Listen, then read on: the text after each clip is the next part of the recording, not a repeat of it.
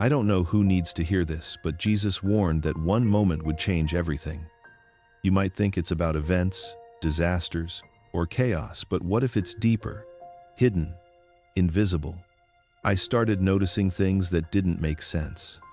Time repeating itself. People saying the exact same words twice.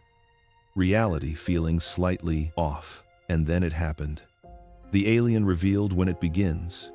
Not tomorrow, not next year, but now, right under the surface of our everyday lives. Everything we assume about normal, about safety, about what's coming, it's being rewritten silently. If you've ever felt like the world is slipping and no one else notices, this is for you. Jesus will guide you through it, because this story will show the truth in a way nothing else can. Hit like, share, and subscribe, and comment where you're listening from, because understanding this isn't just curiosity, it's awakening. Now, let's dive into the story that will change how you see everything. Brandon did not notice the change all at once. It arrived quietly, like a shift in air pressure before rain, subtle enough to dismiss, yet persistent enough to linger. At first, it was only small interruptions in the rhythm of ordinary life. Conversations felt slightly delayed, as though the space between words had stretched beyond their natural shape. Silence lingered too long after questions. Responses arrived with the wrong timing, not incorrect, just out of alignment. He began to notice repetition, where repetition should not exist. A stranger on the sidewalk spoke the same phrase into a phone as another person had spoken minutes earlier. A radio host used identical wording across different programs. It was never dramatic, never obvious enough to provoke alarm, yet it carried the unsettling quality of pattern. The world felt as though it were quietly looping around unseen seams. Time itself felt compressed. Hours slipped by with unnatural speed, while certain moments expanded until they felt thick and difficult to move through. Standing at a crosswalk, he would feel suspended in a pocket of stillness while traffic lights hesitated, pedestrians froze, and the city seemed to hold its breath. Then everything would resume with no sign that anything unusual had occurred. Sleep no longer offered refuge. Brandon would wake before dawn with the sense that something had already been happening without him. Not fear, not dread, but awareness, sharp and unwanted. His thoughts felt less like private territory and more like open rooms, as though attention itself had become a shared environment. The most unsettling part was not what he observed, but how little anyone else seemed to notice. Friends dismissed the oddities with humor. Co-workers blamed fatigue, stress, distraction. The explanations were always reasonable. That was the problem. Every disturbance arrived wrapped in plausibility, camouflaged by normality. He began keeping mental records. He tracked phrases, pauses, repeated gestures. Patterns emerged, then faded, then returned, altered. Nothing consistent enough to prove. Nothing stable enough to trust. Only the growing sensation that something unseen was adjusting the background settings of reality. There was no single moment he could point to and say it began here. There was only the accumulating weight of awareness, the quiet certainty that the familiar world had shifted by degrees too small for most to feel. And beneath that certainty lived another, deeper realization, more difficult to accept. It waited. The verse arrived without invitation and refused to leave. It surfaced during mundane moments, while brushing teeth, while waiting for traffic, while staring at ceilings that offered no answers. You will know the season, but not the hour. The words did not sound poetic anymore. They sounded procedural, like a message encoded for a specific time. Brandon had heard the line before, years ago, filed away with countless other familiar phrases that belonged to tradition more than meaning. But now, it behaved differently. It returned with weight, with pressure, with the quiet insistence of something no longer symbolic. It felt activated, as though the words had been dormant until a condition had been met. He tried to dismiss it as coincidence, The mind often latched onto fragments when searching for patterns. Yet the timing unsettled him. The verse had begun echoing precisely when the distortions began. Not before, not long after. Alongside them, woven into them, as if both belonged to the same unseen signal. He researched the context late at night when sleep continued to fail him. He read the surrounding passages slowly, stripping them of sermons, interpretations, and inherited assumptions. What remained was not prophecy in the theatrical sense. It was instruction. A warning not of catastrophe, but of perception. A reminder that recognition would come before comprehension. The season, not the hour. The atmosphere, not the event. The shift, not the spectacle. That distinction haunted him. It suggested that whatever was unfolding would not announce itself with signs that demanded attention. It would instead reveal itself only to those who were paying attention already. The verse did not describe panic. It described discernment. He began to see the phrase mirrored in his experiences.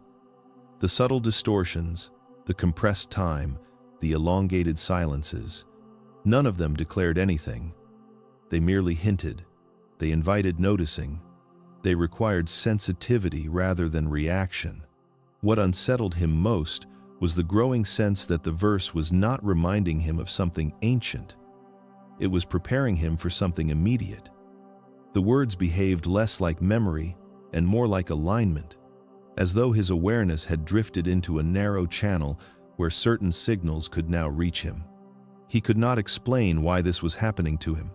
He only knew that the verse no longer felt like belief. It felt like timing. And somewhere beneath that realization lived the quiet understanding. Sleep did not disappear suddenly. It eroded. Night by night, the depth of rest thinned until Brandon no longer felt the boundary between waking and dreaming. His body still followed the habit of lying down, eyes closed, breathing slow. Yet the mind refused to disengage.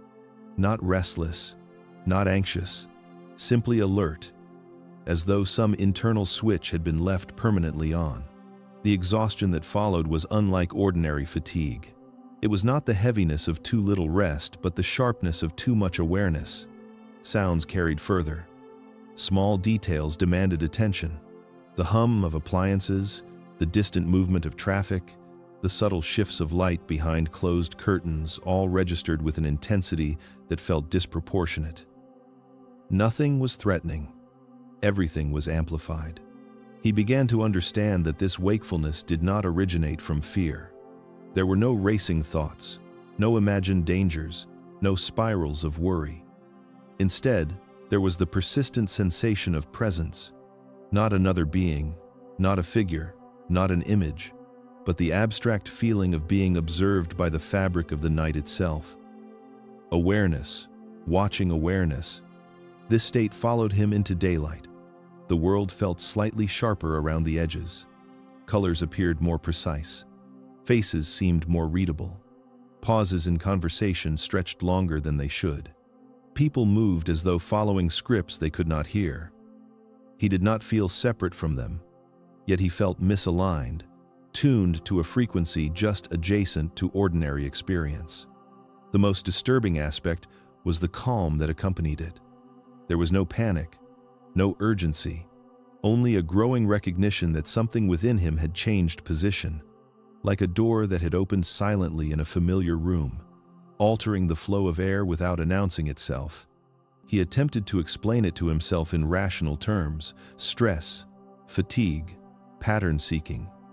Yet none of the explanations felt adequate. They described symptoms but failed to address the underlying shift. The insomnia did not feel like malfunction. It felt like adaptation. Some nights he would lie awake for hours, not suffering, simply listening to the quiet density of the dark. In those moments, time felt suspended, as if the world were waiting for something to happen while pretending nothing was occurring. The sensation was not that something was approaching. It was that something was already here, layered over reality, detectable only to those who could no longer fully sleep. The first undeniable distortion arrived on an ordinary afternoon, which made it more difficult to ignore. There was no dramatic sound, no visible rupture in the sky, no sensation of collapse. Reality did not shatter. It misaligned. Brandon was listening to a conversation nearby, not because it was important, but because his attention had grown sensitive to small patterns. A pair of strangers spoke about nothing memorable: weather, errands, complaints about traffic. He turned away, already forgetting their faces, already dismissing the moment.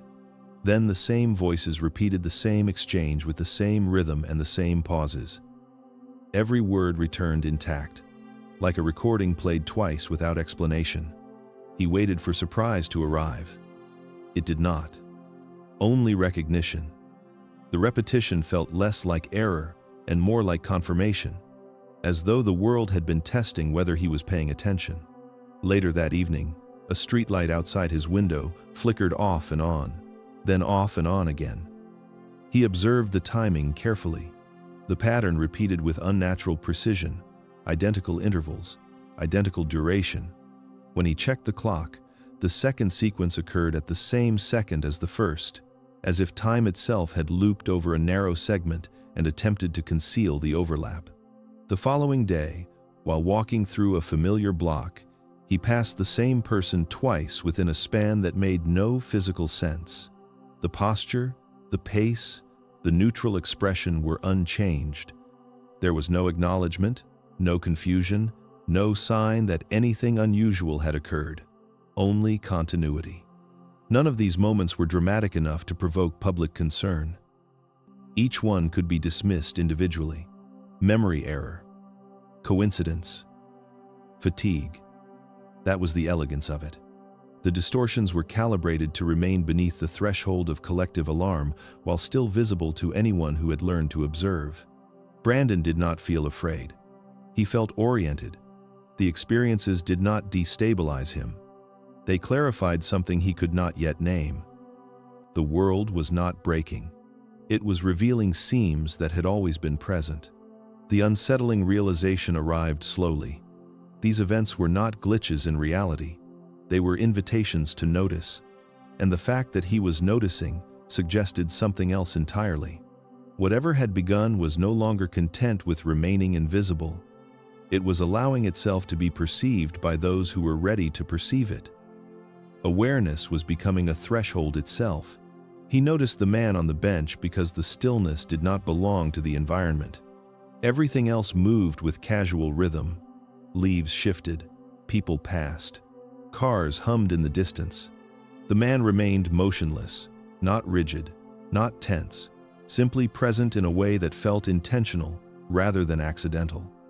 Brandon could not explain why his attention fixed on him, only that it did. The bench was positioned near a path Brandon had walked countless times. Familiar place, familiar light, familiar sounds. Yet the atmosphere around the man felt slightly altered, as though perception thickened in his proximity. It was not discomfort that arose, but a heightened clarity, the same clarity Brandon had been experiencing since the distortions began. The sensation did not push. It invited. He did not know how long he stood nearby. Time behaved strangely in those moments, compressing and stretching in subtle ways. The man did not look around. He did not check a device. He did not signal boredom or waiting. His posture suggested attention without target, awareness without urgency. Brandon eventually recognized the feeling beneath the observation. It was recognition without memory, a familiarity that had no origin point. The unsettling part was not that the man seemed aware of him. It was that the awareness felt mutual before any exchange occurred, as though some acknowledgement had already been established on a level beneath ordinary interaction. Nothing about the man appeared extraordinary in the usual sense. He was unremarkable in appearance, dressed simply, his presence blending easily into the background. That should have made him forgettable. Instead, it made the clarity surrounding him more pronounced. There was no performance, no signal of importance, no effort to be noticed.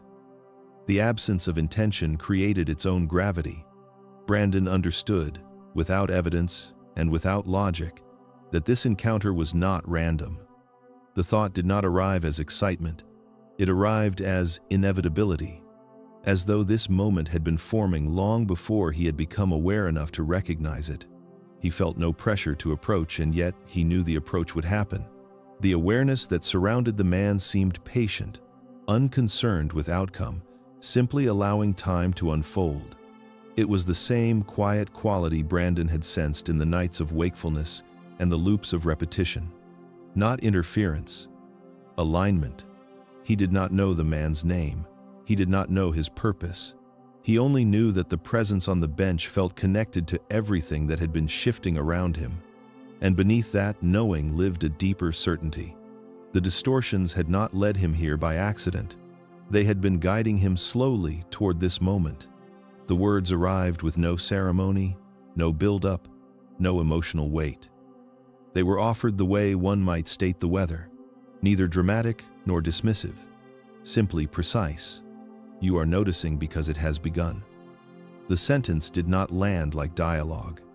It landed like recognition, as if it described a condition that had already been true long before it was spoken. Brandon did not hear the words as sound so much as placement. They settled into awareness with the same inevitability as the verse had weeks earlier. The man on the bench did not elaborate. There was no explanation offered, no attempt to persuade, no urgency to convince. The absence of effort carried more authority than insistence ever could. What unsettled Brandon was not the statement itself, but the timing. It aligned too cleanly with everything he had been experiencing. The distortions, the insomnia, the heightened perception, the sense of being guided without guidance. The sentence felt less like information and more like confirmation. The man's presence remained unchanged after the words were delivered. Calm, unpressured, attentive, without focus. There was no indication that a threshold had been crossed, no reaction to the significance of what had been spoken. That steadiness suggested that whatever had begun was not new to him. It suggested familiarity with a process already underway. Brandon became aware of a subtle shift in his own perception. The environment around them seemed to recede, like background noise lowering in volume. Details sharpened. The passing movement of strangers carried less distraction. It was as though attention itself had narrowed to a single channel where meaning could now travel. He wanted to ask what had begun. The question formed and dissolved repeatedly without reaching expression. Not because he was prevented, but because some part of him understood that the answer would not be given yet. The man had not refused explanation. He had simply not offered it. There was a difference. The realization arrived quietly. This encounter was not about information. It was about calibration. The phrase had not been spoken to teach him something new. It had been spoken to confirm that what he was already sensing was accurate. The most unsettling truth emerged slowly. The man did not need to explain because the evidence was already embedded in Brandon's experience. The distortions were not anomalies, but markers of something unfolding beneath perception. It had begun. He returned to the texts with a different kind of attention, not searching for comfort but for structure. The familiar passages no longer felt symbolic. They felt technical, layered, as if meaning had been buried beneath centuries of interpretation. He read slowly, removing sermons from the margins of his mind, letting only the words remain. Patterns began to surface. The warnings were never about spectacle. They were never about fire, collapse, or dramatic endings.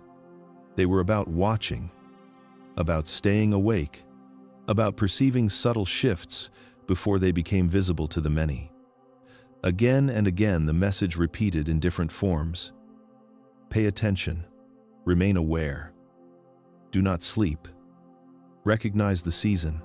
The language felt less like prophecy and more like instruction for a psychological state. He began to notice how often the teachings emphasized inner vigilance over external obedience, awareness over ritual, presence over performance. It was as though the true message had always been about maintaining clarity in the middle of distortion. He noticed something else that unsettled him. The verses that spoke of those who would see and those who would not, those who would hear and those who would remain deaf. The separation was never framed as punishment. It was framed as perception. Some would notice, some would not. The distinction felt eerily familiar.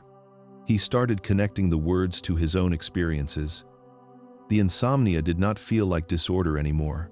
It felt like watchfulness. The subtle distortions did not feel like anomalies. They felt like indicators.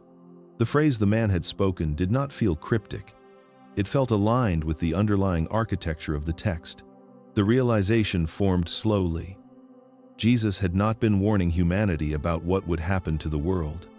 He had been warning about what would happen to attention, to consciousness, to the capacity to notice when something fundamental began to shift. That idea changed everything. If the message had been about perception, then the current moment was not chaos. It was filtration. Those who maintained awareness would experience the shift first. Those who lived unconsciously would pass through it without noticing at all. He understood then why the words felt activated now. Not because they were new, but because the conditions they described were finally present. The texts had not changed. The season had. Awareness felt like a narrowing doorway, quietly closing for many, yet still open enough for him there. The world felt different, though nothing had changed on the surface. People moved through streets, offices, and cafes with mechanical rhythm. Eyes fixed on screens, hands scrolling, voices raised over minor slights. He watched gestures repeated almost unconsciously, conversations fragmenting mid-thought, attention dissolving before the sentence ended.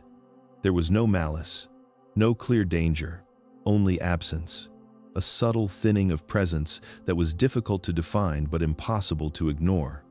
Brandon noticed the emotional volatility first. Small frustrations ignited anger. Disappointment metastasized instantly into resentment. People reacted to circumstance without reflection, to words without comprehension. Even laughter seemed shallow, a reflex rather than a response. The depth of thought and care that had once threaded ordinary moments had thinned like fog under sunlight, leaving surfaces visible but foundations hidden.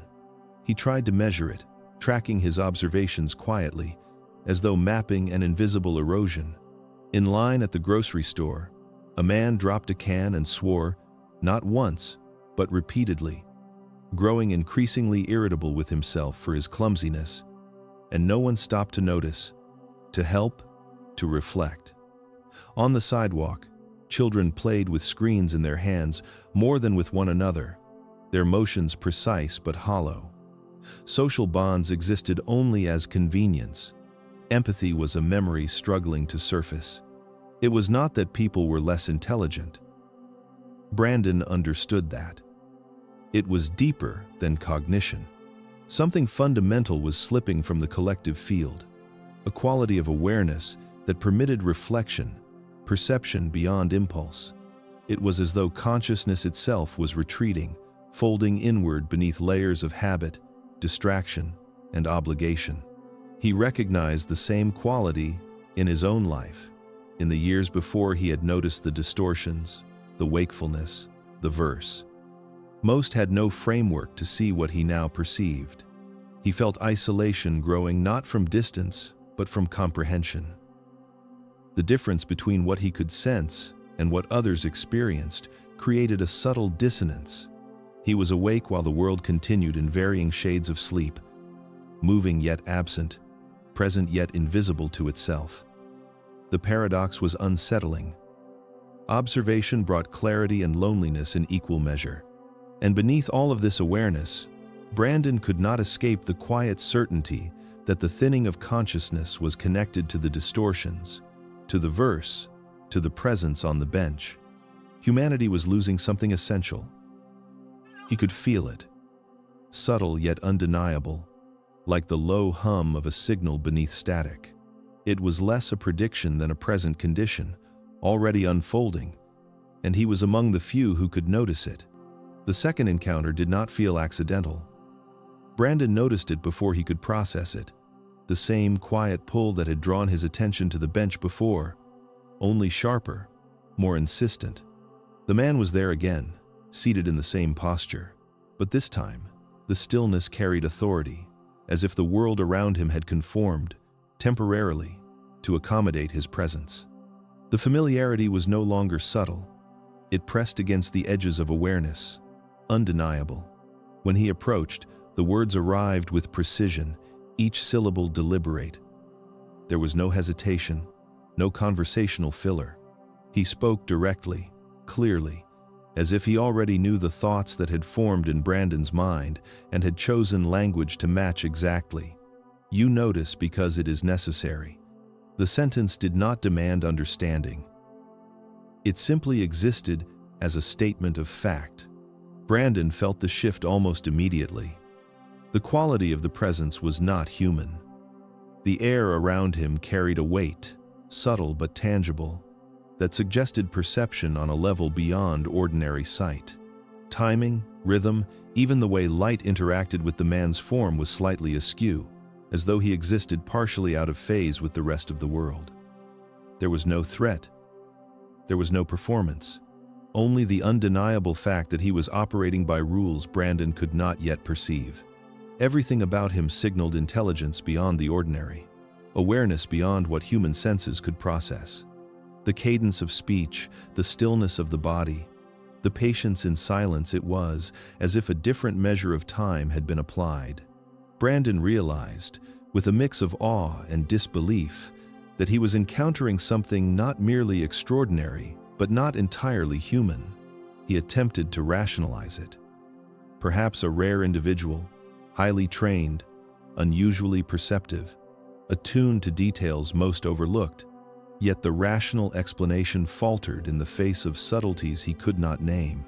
The precision, the awareness, the way the man seemed to anticipate understanding before words were formed, all of it exceeded even the most exceptional human pattern he had ever observed. There was a calmness to the encounter that paradoxically heightened tension. It was not pressure but clarity, an invitation to observe differently, to measure perception itself. Brandon understood that the distortions, the verse, the sleepless nights, they were all connected to this presence. He did not yet know why. He only knew that the man, this being, was real, and he had returned with intent. Something had begun, and it was waiting for him to notice with the right kind of attention. The presence on the bench no longer felt ordinary. Brandon had approached cautiously, as though proximity itself might fracture reality. And yet the stillness held steady, unthreatening, deliberate. When the voice came, it was layered with calm precision, the kind of certainty that required no proof and brooked no contradiction. "We have observed humanity for a long time." Brandon froze, the words sinking in like stones dropped into quiet water, each ripple expanding through the edges of his awareness. He understood immediately that this was not metaphor. The voice carried weight, not in volume but in presence, as if it resonated in the spaces between neurons, embedding meaning directly into perception. They had watched, not just individuals, not just nations, but the currents of thought, the rise and fall of civilizations, the subtle shifts of awareness that escaped history books. Observation was their method, measurement their instrument. Intervention occurred only when a threshold was crossed, a point at which the collective consciousness threatened to fracture irreparably or accelerate beyond its own comprehension. Brandon thought of the distortions, the repetitions, the loops he had witnessed. He recalled the strange stillness of the man on the bench, the inevitability of their encounters, and the insomnia that had made nights stretch into silent vigilance. Each anomaly now felt less random. Each pattern became a signal in a vast network of attention, invisible yet tangible. He realized the world itself had been under assessment, calibrated by forces that moved silently alongside him, always unseen but never absent. The idea unsettled him. To be observed was one thing. To be measured against thresholds of consciousness was another entirely. The implication was subtle, but profound.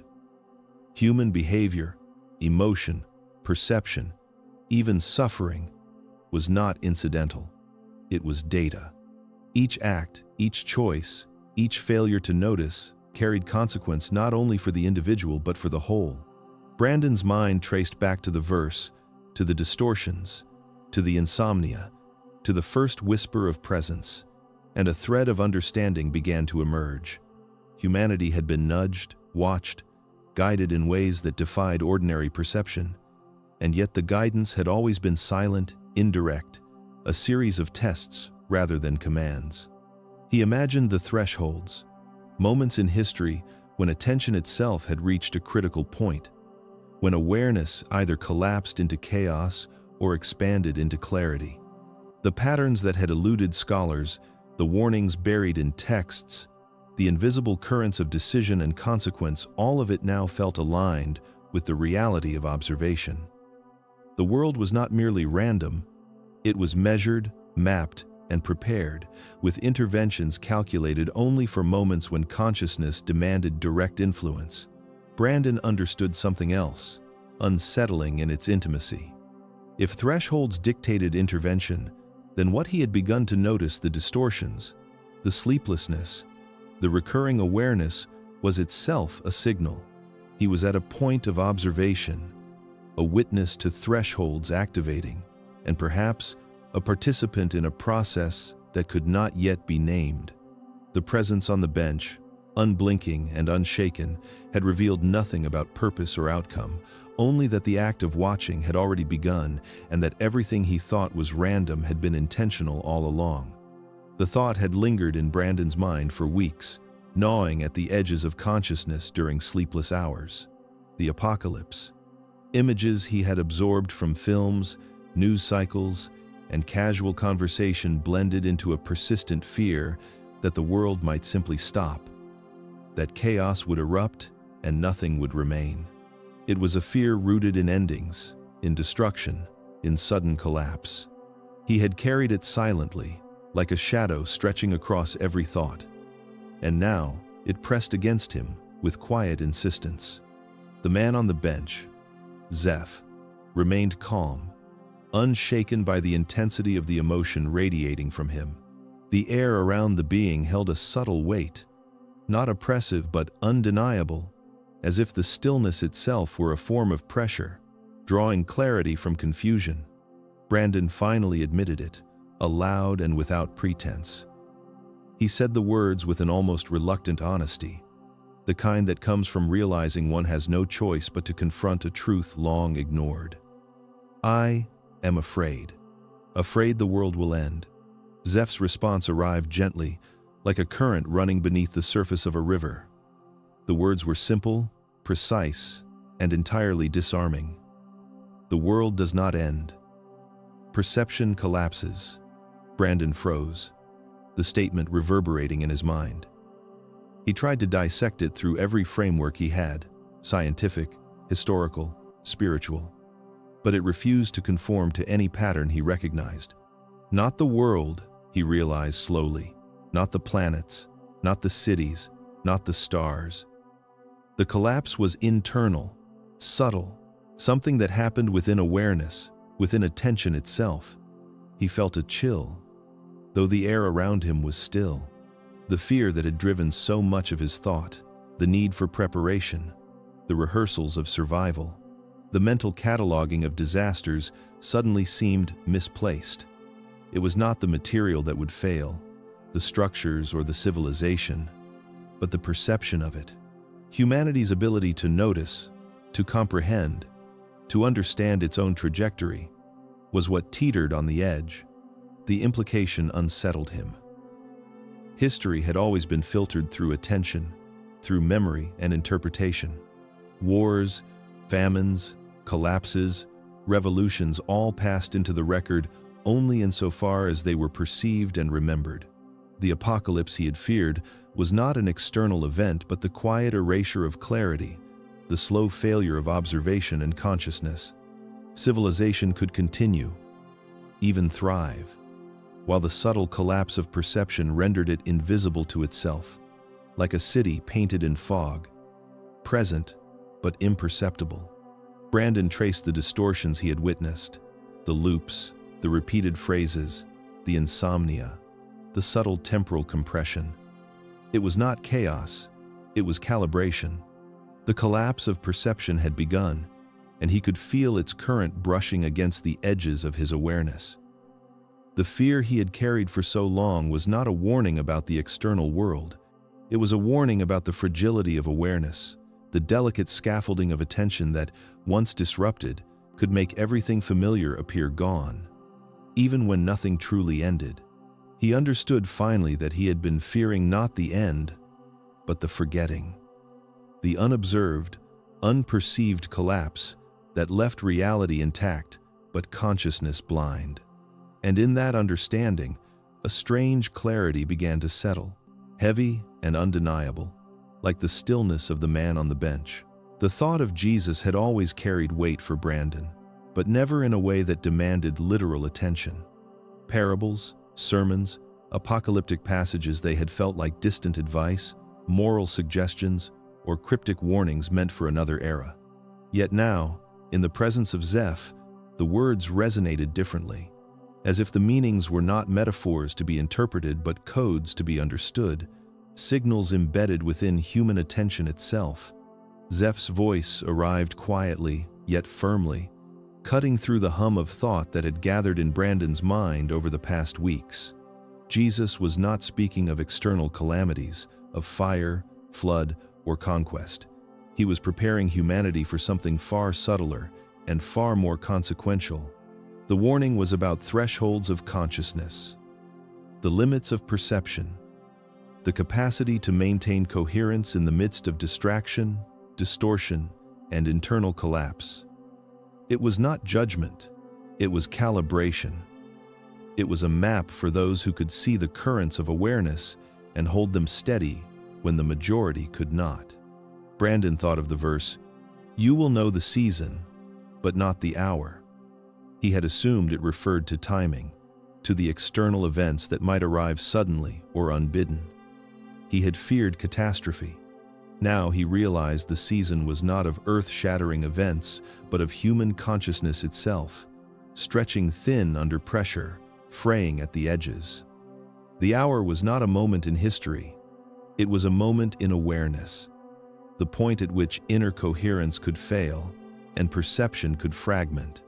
The distortions, the insomnia, the moments when time felt compressed or repeated, all of it began to align with this internal threshold. Humanity had been moving collectively, unknowingly, toward a point where awareness could either contract into chaos or expand into clarity. The teachings that once seemed cryptic were guides for noticing, for anchoring, for maintaining connection to the subtle architecture of consciousness before the collapse occurred. He traced this realization back to himself, to the nights of watchfulness, to the loops in time he had perceived, to the quiet observation of human behavior around him. The internal threshold was already active. The signals were already present.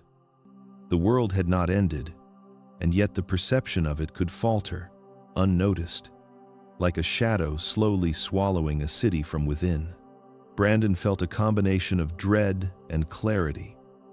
The teaching had always been there, but only now, in direct experience, did its urgency become visible. Humanity was not condemned to fail, but unprepared minds risked losing coherence, losing the capacity to notice, to remember, to respond with clarity. The internal threshold was subtle but absolute, a point of collapse invisible to the untrained eye, a fracture that would pass silently if no one maintained awareness. He realized finally that the teachings, the verse, and the disturbances he had observed were not anomalies. They were activation markers, alerts embedded in history and consciousness to prepare those who could perceive. Jesus had been warning about the fragility of perception itself, about the necessity of maintaining coherence when the currents of distraction and distortion became overwhelming. The threshold had begun, and those who noticed first, who observed closely, who remained awake, would be the ones who understood what was truly unfolding before anyone else. Brandon had spent weeks oscillating between fear and fascination, attempting to trace the patterns that had begun to thread through his days and nights. Each distortion, each repetition of phrases, each pause in time seemed trivial at first, a glitch in perception easily ignored. But now the pieces were forming a larger design he could no longer deny. The moment that Zeph had spoken of, the beginning, was not heralded by smoke or sirens. It did not arrive with crashing headlines or visible upheaval. It was subtle, invisible, yet infinitely more consequential than any external catastrophe he had imagined. He felt it quietly, like a weight pressing against the edges of awareness, a sensation that the world around him was moving without fully being noticed. People passed each other in streets and subways, faces illuminated by screens, voices clipped and fragmented, and none of it seemed to register as more than routine.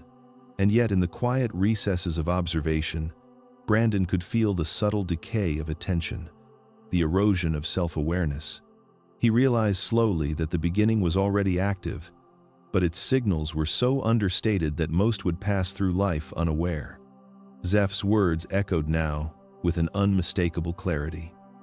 The moment is not external. It is not defined by bombs or floods, by plagues or fires. It is a shift in perception, an internal threshold where enough humans lose the ability to self-observe, where attention fragments and coherence falters. The collapse he had feared for years, the apocalypse, was not a spectacle in the streets. It was a subtle implosion inside the minds of millions, a quiet unraveling that left the world intact, but perception blind, history unread, choices unexamined. Brandon thought of his own sleepless nights, of the loops and repetitions, of the feeling that someone or something was watching him, and he realized these were markers of the threshold activating. Humans were not simply distracted. They were disconnecting from themselves, fragmenting into automatic motion, unaware of their own thoughts, emotions, and decisions. The warning that Jesus had embedded, the preparation Zeph had revealed, it was about noticing, about anchoring consciousness before the internal collapse could reach critical mass. He began to see the scale. One mind, two minds, three, hundreds, thousands, all moving in daily routines without reflection, without awareness of the currents shaping reality. The world itself did not end. It simply became a place where perception no longer functioned fully, where memory faltered, where the capacity to notice collapsed like a faintly lit tower crumbling from within, invisible to the crowds who walked its halls. Brandon felt a chill at the intimacy of the moment, the enormity of the invisible shift. The beginning was not a roar, it was a whisper, a subtle folding of attention, and humanity's fragility in observing itself was the true measure of consequence. He understood now that the first step was not action but awareness, the cultivation of attention to prevent the quiet collapse, to maintain coherence before perception itself fractured. The beginning had already started. But only those who observed, who measured, who stayed awake, could see it clearly. Brandon tried to imagine consciousness as a tangible thing, a substance that could be measured, weighed, and calibrated. He thought of neurons firing in isolation, of thoughts traveling across minds. But Zeph's words suggested something far more expansive, something beyond the limits of individual experience. Consciousness, he said, functioned like a network, an invisible web linking millions of observers, each node contributing to the coherence of the whole. The moment one node faltered, another compensated. Patterns shifted, energy moved, subtle currents adjusted. But there was a limit. A point at which the system could no longer stabilize, a tipping point beyond which perception fractured. Brandon reflected on the distortions he had witnessed, the loops, the repeated phrases, the strange compression of time. Each had seemed like anomalies, minor glitches, yet now they felt like indicators, markers of instability, small tremors within a larger field. He considered the behavior of those around him: distraction, impatience, reactivity, the erosion of attention to self and environment, and began to see them as part of a systemic decline. Subtle, but accelerating. Zeph's explanation made the fear in his chest tangible. This was not abstract. This was physics of awareness. Thresholds that once crossed could ripple outward with consequences invisible to the untrained eye. The tipping point was not a single catastrophe. It was a culmination of countless micro-collapses, the quiet erosion of attention in millions of minds. One individual losing focus did little. 10 did not matter. But enough minds, at once or sequentially, destabilized the network. The system could wobble, falter, stutter, until the underlying coherence, the capacity to observe, to recognize, to respond, was insufficient to maintain reality as it had been understood. Brandon felt a chill, imagining a network fraying invisibly, connections dissolving without spectacle, consequences cascading silently. He thought of historical shifts, revolutions, societal collapses. Perhaps these had been moments when thresholds were approached but never fully crossed, times when perception nearly fractured yet coherence remained just enough to sustain continuity. And now, Zeph implied, humanity was approaching a different scale, a threshold not of events but of awareness itself, a collective tipping point where the network of perception teetered. Those who observed closely, those who maintained clarity, could serve as anchors, nodes of stability in a sea of faltering attention. Brandon considered the responsibility implicit in this understanding. Observation was not passive. The act of noticing, of maintaining awareness, of consciously witnessing the unfolding of life, became a stabilizing force. He recalled the sleepless nights, the repetitions, the distortions, the quiet signals that had seemed isolated, but were now part of the network, part of a systemic pulse, a call to vigilance. Awareness itself was an action. Perception, a form of intervention. And the collective tipping point depended on those who remained awake when the majority drifted into unseeing. The realization settled over him like cold water. Humanity was not collapsing through violence or disaster, but through inattentiveness. The network of consciousness was fragile, delicate, responsive to every human thought, every lapse in observation, every retreat into distraction. The moment of destabilization had not yet arrived, but its approach was perceptible, a quiet acceleration in the currents of attention. And Brandon understood, with a weight that pressed on his chest, that the work of seeing, of noticing, of holding clarity, had begun for him and for anyone willing to confront what the mind had long ignored. The shift had a texture that could not be described in words alone. It was as though the air had thickened, carrying a subtle vibration that brushed against thought and perception, brushing against the edges of awareness before anyone could consciously identify it. Those who retained deep self-awareness began noticing first. It was not something to see, but something to feel. A resonance in the nervous system, a tremor in the spaces between thought. The disorientation arrived without warning. The familiar became subtly altered. Sounds stretched for an extra heartbeat. Shadows held unfamiliar weight. Faces passed in the street with a fleeting, impossible familiarity, as if repetition had been quietly rehearsed elsewhere. Time itself began to flex in ways that the unobservant would dismiss as fatigue, stress, or imagination. Sleep became restless, not because of fear, but because the subconscious had started to register a deeper rhythm, an undercurrent that the conscious mind could not yet map. Those attuned to themselves felt alienation first, a profound sense that the world continued, but they no longer belonged entirely to it. Conversations looped, events repeated with uncanny precision, and the environment carried an echo that defied linear explanation. The more aware a person was, the more the shift pressed against them, revealing a tension invisible to those lost in automatic movement. Perception heightened in ways that were both subtle and overwhelming. Details emerged that had previously gone unnoticed. Patterns within gestures, inflections, and motions of others. Brandon noticed the repetition in a shopkeeper's greeting, the micro-timing of a traffic light that seemed slightly misaligned yet always corrected itself, the flutter of pigeons that never behaved quite the same twice.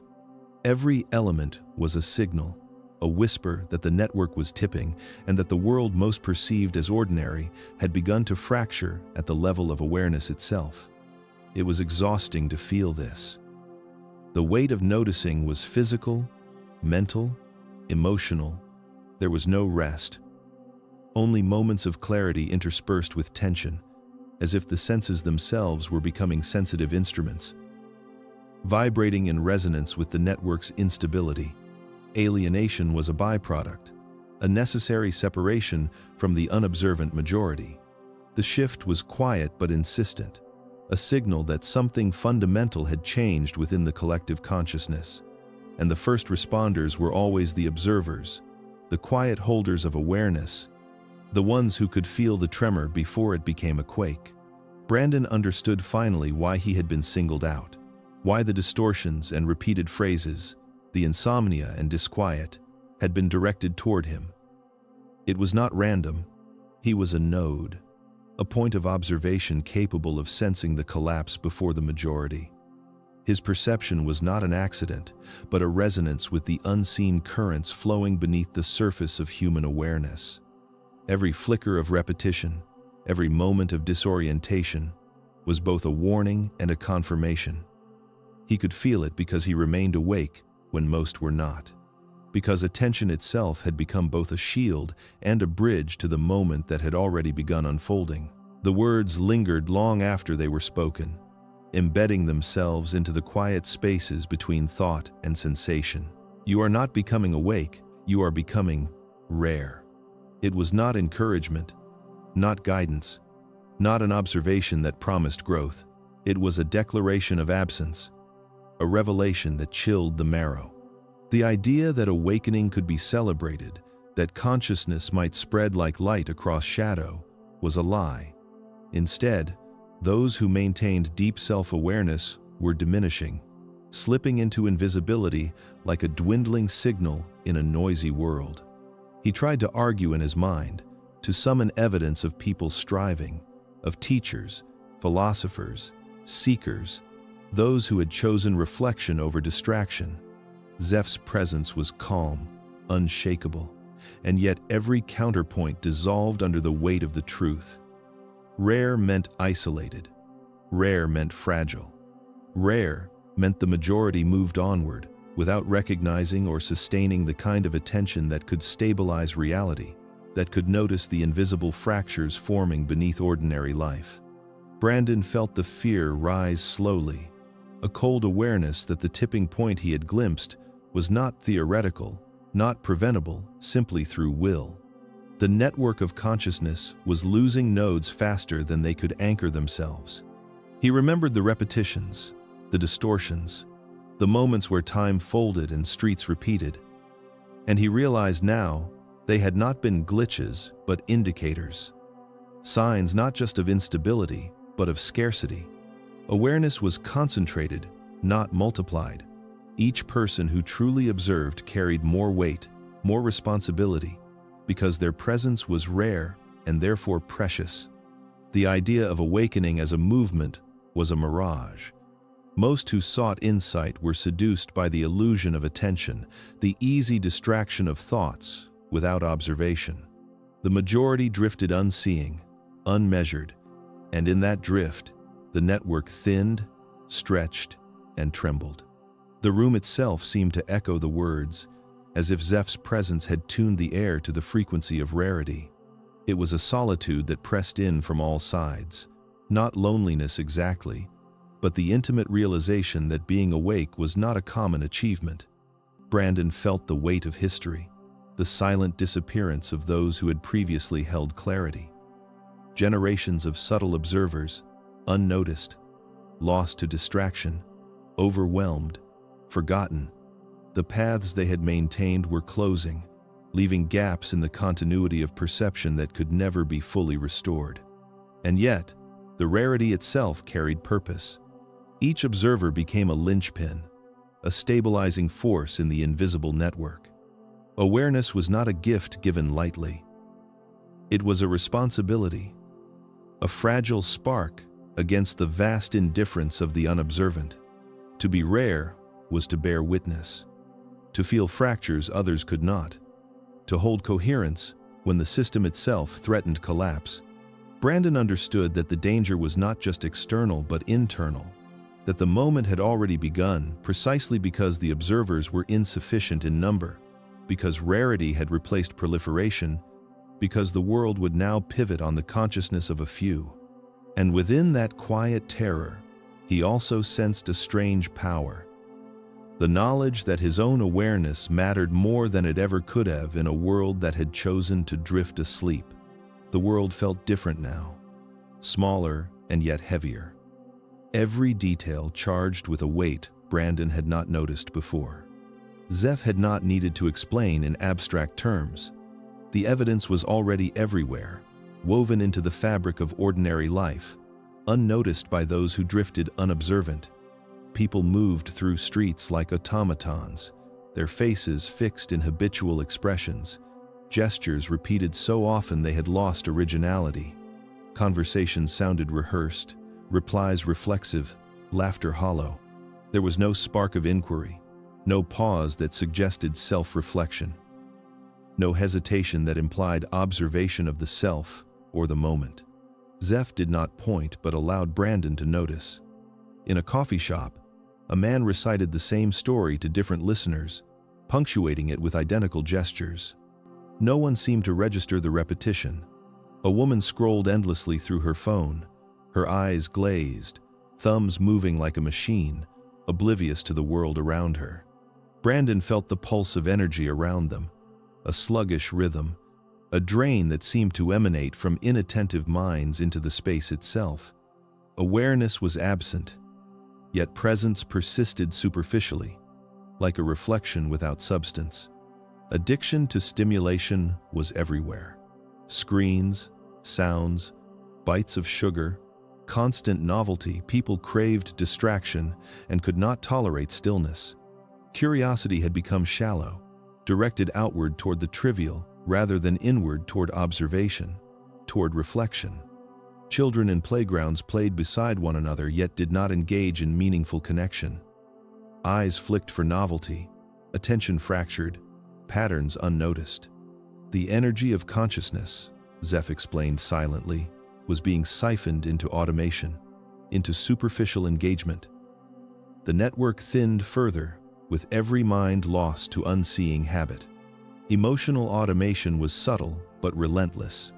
People reacted instantly, predictable in their anger, frustration, or joy, as if programs controlled their responses.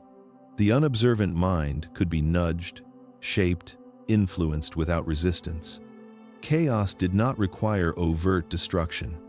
It only required the erosion of self-awareness, the surrender of attention to habit, repetition, and external noise. Brandon saw it everywhere. Queues at the market, meetings in offices, traffic lights, commuting crowds. The patterns were not random. They were signals, markers of a consciousness slipping into inertia. Zeph allowed him to linger in each observation, to feel the subtle difference between a mind fully awake and one drifting. The awake mind was rare, a point of resistance, a node of coherence within the network. The unobservant were multiplying, unaware that their lack of reflection weakened the system for everyone. Brandon's own perception, amplified by proximity to Zeph, became almost painful. Every glance, every repetition, every automatic gesture carried the hidden weight of a civilization approaching its tipping point. Reality itself seemed to hinge on the fragile presence of those who could still notice. He understood that evidence did not appear in grand gestures or dramatic events. It was embedded in the mundane, in the predictable laughter, the habitual gestures, the constant hunger for distraction, the shallow currents of emotion. The world was revealing itself as fragile, collapsing not through violence or disaster, but through inattentiveness. Each human who drifted unobservant was another link removed from the network, another weight lost from the scale of collective awareness. The moment had begun, and Brandon felt the invisible pull, the urgency of noticing before the network faltered entirely. It was quiet in a way that demanded attention, the kind of quiet that hovered just beyond thought and perception, making space for realizations too large to be spoken aloud. The choice was always there, but invisible. People moved through streets, through homes, through offices, through their routines, believing in the comfort of neutrality. They told themselves that attention came and went, that mindfulness was optional, that moments could be lost without consequence. They were wrong.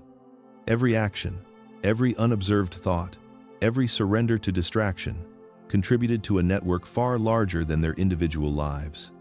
Brandon felt it now, the weight of decisions not made consciously, the subtle pull of unconscious surrender. Every smile that was practiced but not felt, every gesture repeated without noticing, every fleeting irritation allowed to pass without reflection was a choice. The choice was simple in its structure but profound in consequence. Conscious presence or unconscious dissolution. And in a world where most drifted asleep to themselves, there was no neutral ground, no pause that could be taken for granted. To remain unobservant was to participate in a slow decay, an erosion of the collective awareness, a weakening of the very currents that held perception intact. Zeph had not needed to insist, only to allow Brandon to perceive. It was everywhere if one had eyes that could see. In conversations, people mirrored each other, echoing phrases and gestures without attention, creating patterns that were not alive, only habitual.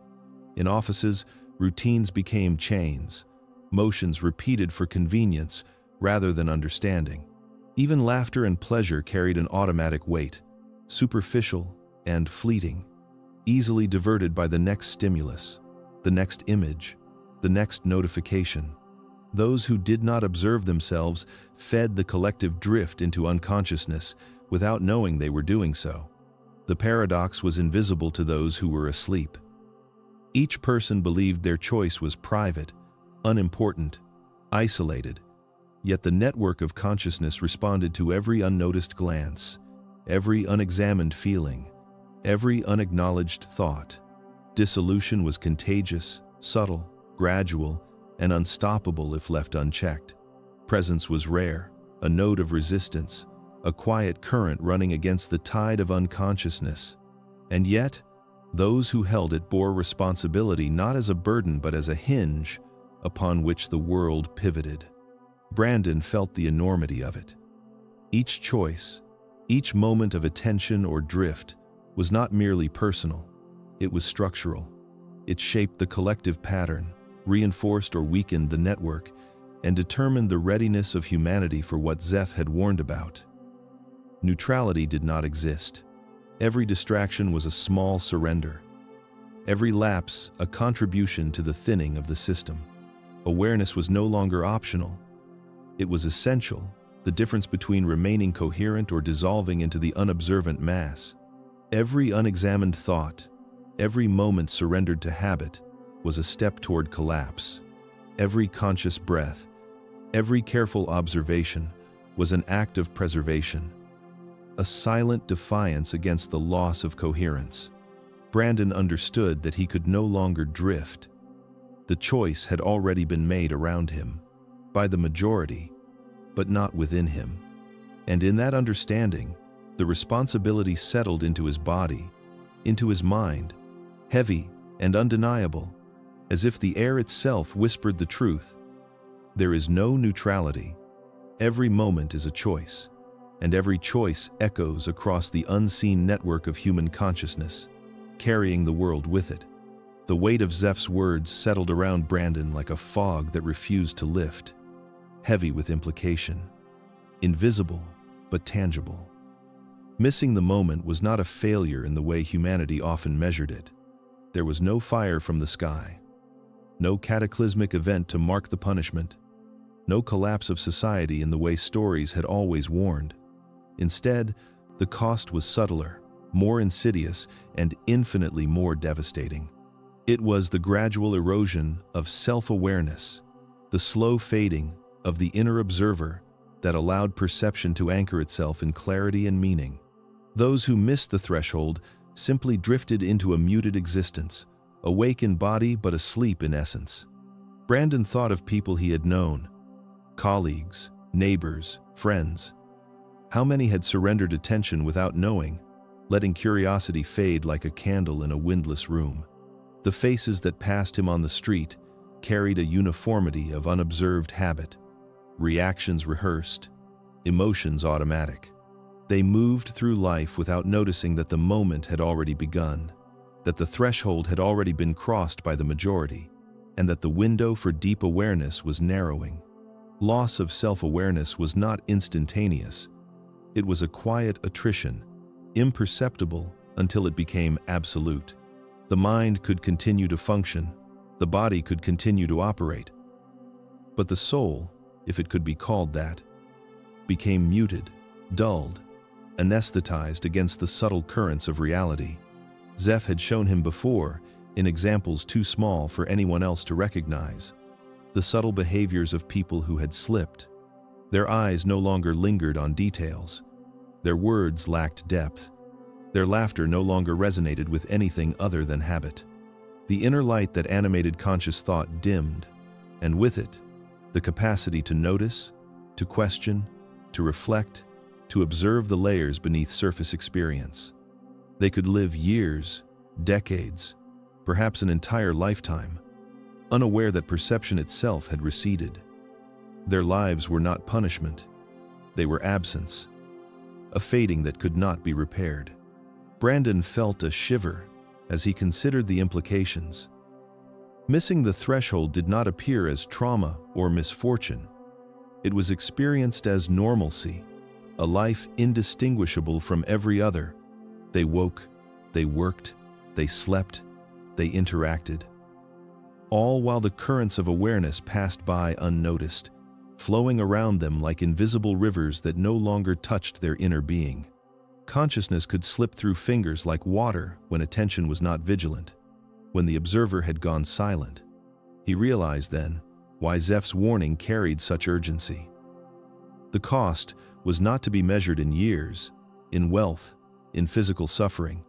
It was the forfeiture of inner clarity, the surrender of the capacity to witness, to discern, to navigate the subtle architectures of reality. The threshold was not a moment of action or achievement. It was a gateway of awareness, and missing it meant stepping through life without the ability to perceive the deeper patterns, the invisible threads, the energy of existence itself. Those who passed it remained rare, like points of light in a dimming sky, while the rest moved forward unobservant, unanchored, quietly absent from the very currents that sustained the network of consciousness. The cost was invisibility, not to others, but to oneself, a subtle exile that could never be reclaimed. The awareness pressed down on Brandon like gravity he could not escape, a constant pull that weighed on every thought, every breath. Knowing what he knew was not a gift, it was a burden. The clarity that Zeph had illuminated did not stop at understanding thresholds or noticing the subtle collapse of awareness around him. It reached into the intimate spaces of his life, into relationships that once felt solid, now fraying silently, and into moments that once carried joy, now tinged with the quiet despair of observation. Every interaction reminded him that most people were drifting, unconsciously surrendering to patterns he could see but could not change. It was not that they were cruel or malicious. They simply moved through life unobservant, unanchored, their perception dulled, their awareness fading like fog under the sun. Friends he had counted on for conversation, for shared experience, began repeating phrases he knew they did not understand, telling the same stories with exact wording, laughter without presence. Family members carried habitual anger, unexamined sadness, and subtle resentments that shaped their every move. He saw the erosion of their inner landscapes as clearly as one might notice cracks forming in glass, small at first but inevitable and cumulative, and there was nothing he could do to repair it. Grief was constant, quiet, a pulse beneath the surface of his daily life. He felt it in crowded rooms where attention flickered briefly, then drifted elsewhere, in homes where silence masked an absence of recognition, in smiles that did not reach the eyes. Each moment of awareness separated him further, creating a solitude that was not merely physical, but psychic. To witness without the ability to intervene, to perceive without others perceiving in the same way, was to inhabit a world both familiar and alien. A landscape that belonged to no one but him. Isolation settled in as both protection and curse. It shielded him from the unconscious drift of the collective, but also magnified the cost of clarity. He was present to patterns no one else could see, aware of distortions in thought and emotion invisible to the people around him, sensitive to subtle energies that went unnoticed by others. Even moments of comfort became tinged with loss, for every connection carried the faint echo of absence. The knowledge that true presence was rare, fleeting, slipping away around him. The psychological weight of knowing was a quiet, relentless force. It manifested in sleepless nights, a mind that turned inward in constant reflection, in a heart that felt simultaneously connected and estranged. He understood the stakes of awareness, the fragility of perception, the cost of carrying insight in a world losing the capacity to recognize it. It was an invisible burden, a gravity that pressed upon his chest, a tension between love and detachment, longing and despair, clarity and loneliness. And yet, through it all, he remained awake. One of the rare ones, painfully aware that the weight he bore was inseparable from the knowledge he could never unlearn. A burden shared only with the quiet intelligence that had revealed it to him. The realization settled over Brandon like cold water, startling and undeniable. He was not chosen in any heroic sense, not singled out by fate or destiny, not important in the way stories of intervention usually told it. There were no accolades, no signs of cosmic preference, no reassurance that he had earned this attention through merit or virtue. He had done nothing extraordinary, and yet Zeph was here, observing, guiding, revealing. The simple fact that he had noticed was enough. That act alone, awareness piercing the ordinary flow of the world, had rendered him visible to a consciousness far beyond anything human. It was both humbling and terrifying. Brandon had spent years feeling unseen, the world moving around him in patterns he could barely decipher. Now he understood that noticing was not passive. It carried weight, consequences, and attention he had never anticipated. He had glimpsed the subtle folds of time, the repetitions, the distortions in perception, the quiet signals others ignored. Each moment of observation, each careful attention to the cracks and currents beneath the surface, had created a signal that resonated beyond the limits of his immediate reality.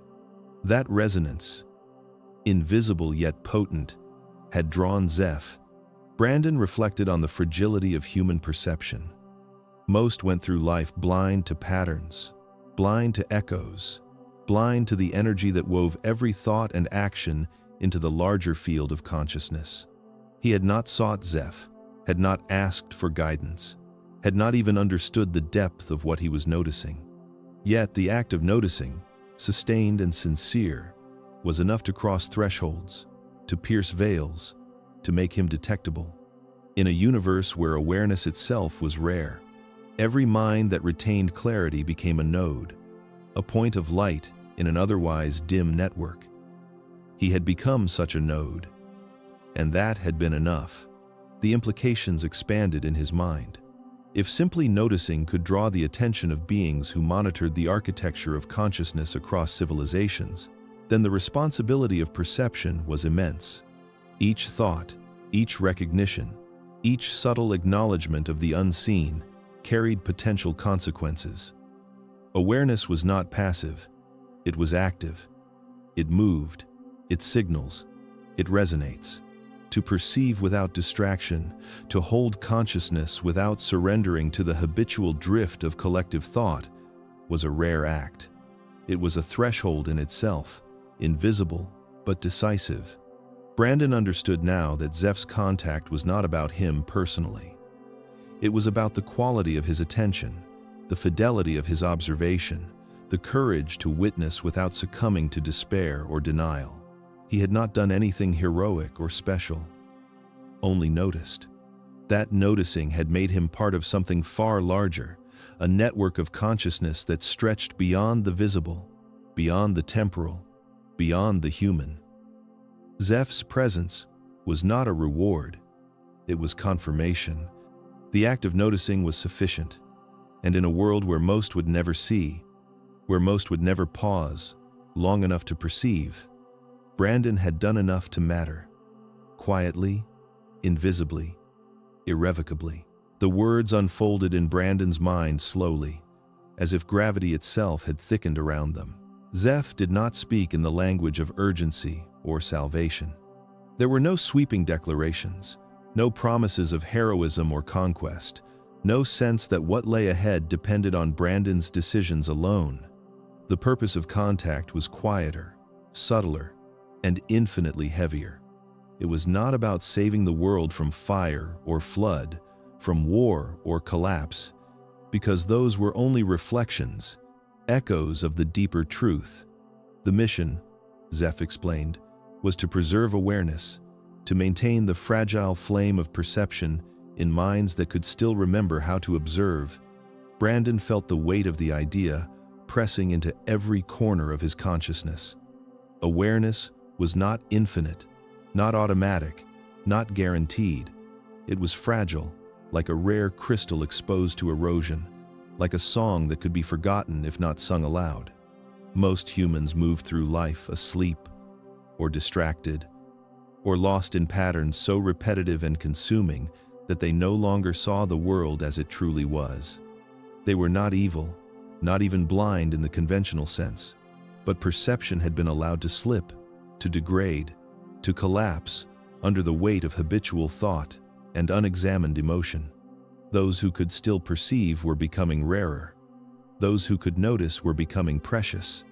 Zeph's presence was not intervention in the human story. It was preservation. His kind did not interfere with events, did not attempt to direct outcomes, did not rewrite history or forestall chaos. They monitored, they observed, they guided subtly, ensuring that consciousness did not vanish entirely in the noise of the collective drift. To be contacted was not a reward, not a recognition, not a summons to power. It was a reminder that the capacity to witness was itself a responsibility, that each act of perception carried weight far beyond the individual. Brandon had not been chosen for bravery or virtue. He had been noticed for noticing, for sustaining clarity when so much around him had dissolved into unawareness. The real mission was isolation as much as preservation. It was a quiet safeguarding of minds that could still track the subtle movements of reality, that could remember what coherence felt like, that could carry the signal of consciousness into the invisible network connecting humanity's rarest observers. Those who could still hear, who could still feel, who could still see beyond habit, were now custodians by default, though they did not yet know it. Brandon realized that every fleeting observation, every subtle pause, every silent reflection was a seed. To retain awareness in a world slipping toward automatic thought was a task more monumental than armies, more enduring than empires, more fragile than life itself. There was no applause, no recognition, no reward in the ordinary sense. Only the quiet, unrelenting duty to see, to remember, to preserve. Zeph's words lingered in the air long after the moment passed, a constant presence in Brandon's consciousness, a call that transcended urgency. To witness was the mission. To maintain awareness was the purpose. Everything else, the noise, the distraction, the apparent crises, were merely tests, filters, patterns that would pass, while the act of perception endured. It was a lonely mission, an invisible one, and yet it was everything. The preservation of awareness was the last frontier, and Brandon had been given the first glimpse of what it meant to be responsible for the survival of human consciousness itself. The truth settled over Brandon with the weight of inevitability, as though it had been there all along, waiting for him to catch up. The moment Jesus had warned about was not a future event, not a distant catastrophe to prepare for, not a date circled on a calendar of human fear. It had already begun. Every flicker of misperception, every slip of attention, every quiet surrender to distraction was a pulse in the unfolding signal.